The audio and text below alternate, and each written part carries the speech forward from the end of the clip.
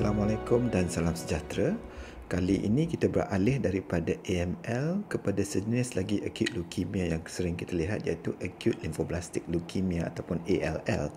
Dari segi rawatannya, memang kita cuba matlamatnya agak sama untuk menyembuhkan penyakit, tetapi mungkin hala tuju kita agak berlainan sikit kerana terdapat beberapa faktor yang berlainan antara dua penyakit tersebut.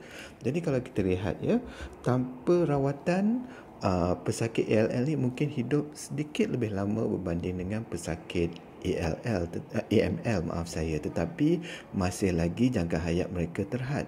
Jadi kita perlu menawarkan rawatan kepada mereka, dan tidak semestinya rawatan itu berbentuk kemoterapi. Mungkin kita untuk memastikan yang mereka dapat hidup dengan selesa sekiranya mereka berhajat untuk tidak menerima rawatan.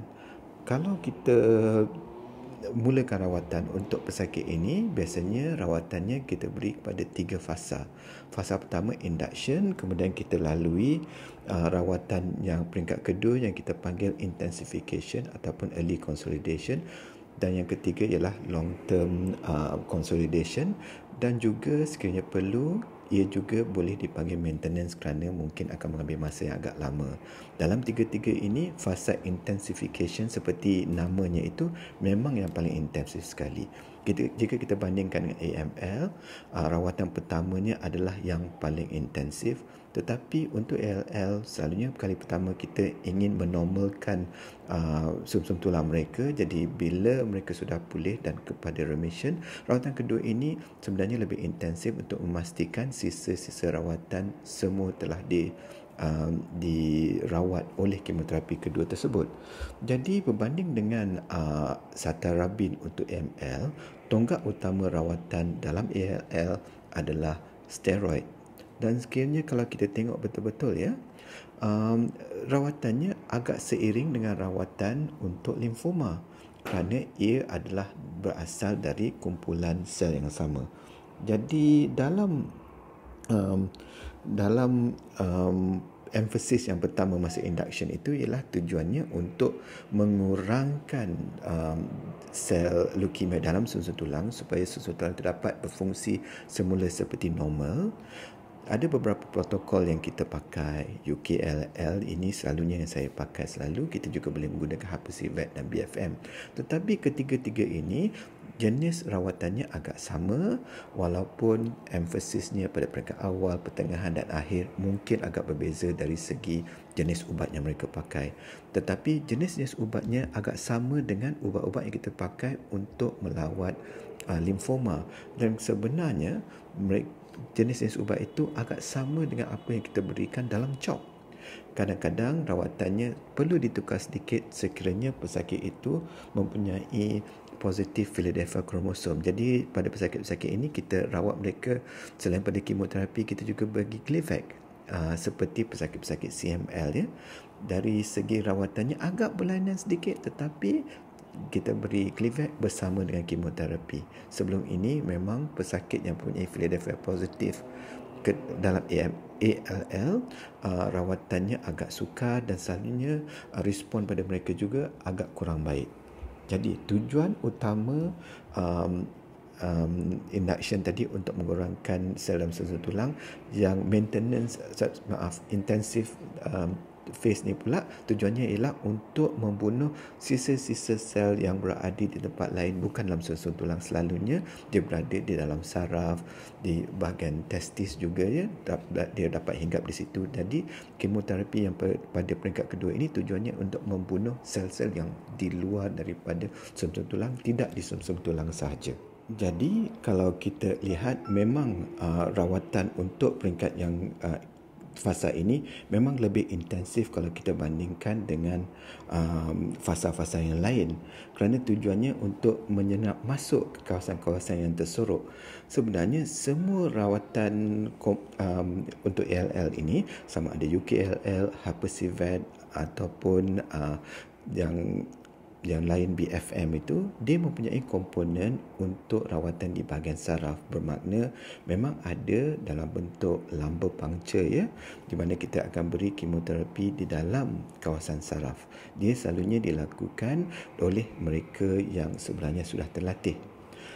Untuk saya lebih gemar menggunakan jenis rawatan UKLL protokol kerana ia mempunyai 5 fasa yang jelas, di mana fasa pertamanya untuk mengawal darah di dalam sumber-sumber tulang supaya darahnya kembali normal, fasa yang kedua untuk supaya menghilangkan sisa-sisa yang tersorok, fasa ketiga pula mempunyai komponen radioterapi dan juga kemoterapi yang diberi pada saraf. Dan keempat dan kelima selalunya diberi sekiranya pesakit tidak mempunyai pilihan untuk pembinaan susun tulang. Jadi ia agak lebih teratur dan selalunya mengambil masa 6 bulan untuk dilengkapkan. Tetapi tidak bermakna komponen-komponen lain ataupun protokol-protokol lain tidak baik. Setengah hematologis lebih gemar menggunakan BFM dan juga Hypercivet kerana rawatan pada asalnya agak intensif dan sekiranya respon itu berlaku dengan cepat, mereka mungkin akan terus bertukar kepada rawatan di mana pesakit itu akan dipersediakan untuk pembenahan sumsum tulang. Seterusnya, setelah pesakit itu melalui fasa induction dan juga intensification, kita perlu membuat pilihannya kepada pesakit itu sama ada mereka mempunyai pilihan untuk pembedahan sumsum tulang atau tidak. Sekiranya mereka mempunyai penderma dan mereka juga pada usia yang sesuai untuk melakukan pembedahan sumsum tulang, maka kita akan persediakan mereka dan kita selalunya memberi kemoterapi lagi untuk mengurangkan lagi beban sakit kepada pesakit tersebut untuk mempersediakan mereka untuk terus melakukan pembedahan sumsum tulang. Sekiranya mereka tidak bernasib baik ataupun usia mereka agak lanjut, maka kita terus ke fasa maintenance. Untuk fasa maintenance ini selalunya saya menggunakan ubat ya. Saya akan terangkan sedikit ya. Jadi kalau mana satu untuk yang kita pilih itu dia bergantung kepada faktor pesakit dan juga sama ada terdapat komplikasi kepada pesakit itu semasa fasa induction dan juga intensification. Kerana mereka mendapat jangkitan kuman yang serius ataupun mendapat kerosakan pada organ, maka pilihan untuk membuat pembinaan sumsum tulang mungkin tidak begitu tepat. Jadi untuk pesakit-pesakit ini kita nasihatkan untuk melalui fasa maintenance ya. Tetapi bila kita melalui fasa maintenance ini, masalah utamanya ialah kita tidak dapat menjamin yang pesakit ini dapat diberi penyembuhan. Kerana salah satunya cara untuk menyembuhkan pesakit ini ialah dengan penggunaan pemindahan susun tulang allogenik, bermakna penermanya daripada adik-beradik ataupun mereka lain, bukan daripada pesakit itu sendiri. Kalau pesakit itu sendiri kita panggil autologous. Jadi selalunya sekiranya kita menggunakan pendekatan maintenance, kita selalunya beri pesakit kita ubat untuk dimakannya. Selalunya saya akan bagi 2 jenis ubat. Yang pertama kita panggil 6-mercaptopurine, diambil setiap hari, dan juga seminggu sekali mereka akan menggunakan ubat methotrexate. Selalunya pesakit ini diberi rawatan ini selama 2 hingga 3 tahun. Setelah sampai 2 tahun, kita akan melakukan ujian untuk memastikan sudah tidak ada lagi sel leukemia dalam badan pesakit, sama dengan menggunakan ujian darah ataupun dengan menggunakan pemeriksaan sumsum tulang. Ini bergantung kepada keadaan pesakit. Malangnya tidak semua pesakit yang bernasib baik.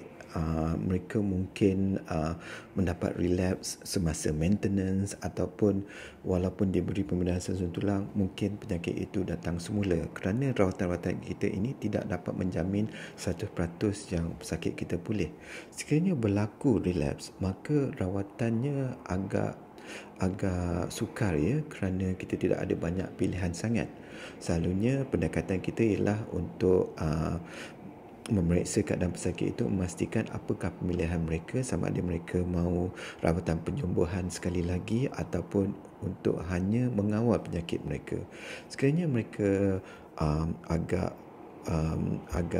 berminat untuk melakukan rawatan seterusnya, maka selalunya kita nasihatkan mereka untuk melakukan kemoterapi dan sekiranya boleh kita ingin membuat pembinaan susun tulang untuk kali kedua.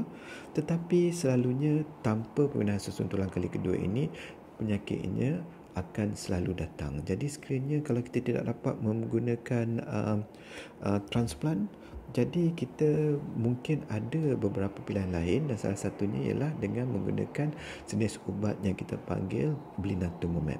Blinatumomab ini adalah rawatan yang agak intensif di mana pesakit kita perlu berada di ward selama hampir 3 bulan dan rawatannya juga agak mahal dan saya rasa kita patut hanya berbincang tentang perkara ini dalam topiknya yang tersendiri.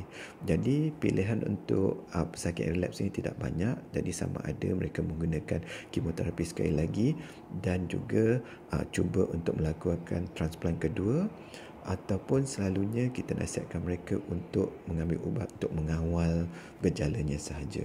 Tetapi akhir-akhir ini kita ada ubat baru yang kita panggil Blinatumomab di mana dengan rawatan ini ada sedikit kejayaan yang lebih daripada jika kita lakukan pembinaan susun tulang, tapi masalahnya rawatan ini masih baru dan agak mahal dan selalunya jika diberi pada peringkat-peringkat yang agak advance kepada pesakit kita, mungkin kesannya tidak begitu baik.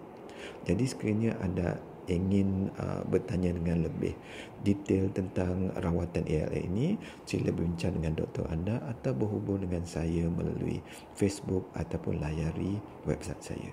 Sekian, terima kasih.